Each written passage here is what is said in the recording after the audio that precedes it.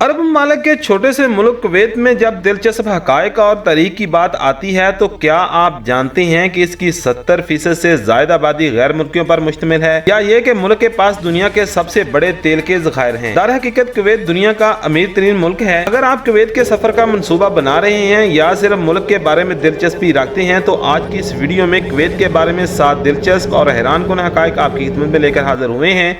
अस्सलाम वालेकुम, मेरा नाम है इमरान और आप देख रहे हैं ग्लोबल स्पीक्स।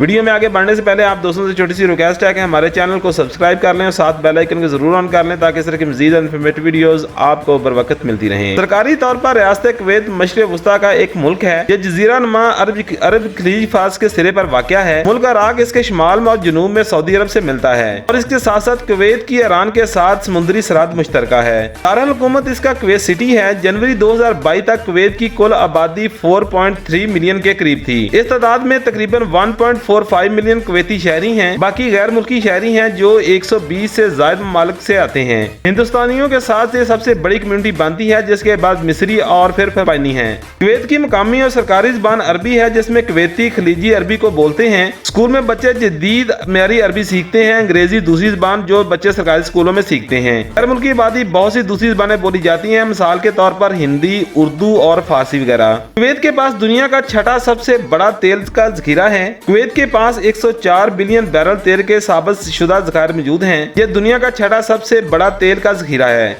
कुवैत में तेल के ज़खायर दुनिया के तेल के ज़खायर का 8% बनते हैं। वर्ल्ड पेट्रोलियम वेबसाइट के मुताबिक कुवैत के तेल के ज़खायर इसकी सालाना खपत का 774.6 गुना के बराबर है। इसलिए खालिस बरामद के बगैर तकरीबन 775 साल का तेल बाकी है, जो मौजूदा खपत की सतह पर इससे गैर साबित शुदा ज़खायर शामिल नहीं है। कुवैत की करेंसी को कुवैती दिनार कहते हैं, जो दुनिया में सबसे ज्यादा कीमत वाली करेंसी मानी जाती है। हकाम ने दिनार को 1960 में कुवैत में तारफ़ करवाया। इसने साबका करेंसी खलीजी रुपए की जगह ले ली।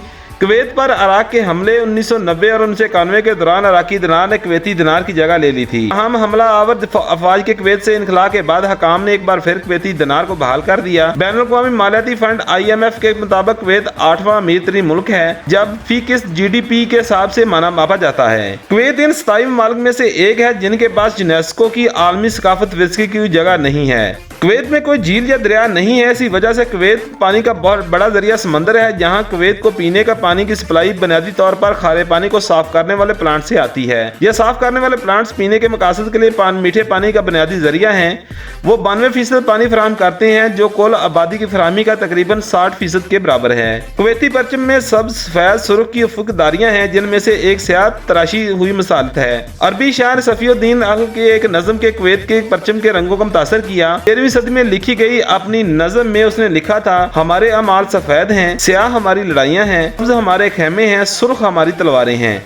हकाम ने सबसे पहले कुवैती परचम के इस विजन को 24 अक्टूबर 1961 को इस्तेमाल किया था। उम्मीद है फ्रेंड्स के कुवैत के हवाले से छोटी सी मालूमाती वीडियो आपको पसंद आई होगी। वीडियो पसंद है तो हमारे चैनल को सब्सक्राइब कर लें और साथ बेल आइकन को जरूर ऑन कर लें ताकि इस तरह की मज़ीद इन्फॉर्मेटिव वीडियोस आपको बर वक्त मिलती रहे। मिलते हैं नेक्स्ट वीडियो में, तब तक के लिए इजाज़त दीजिए। अल्लाह हाफिज़।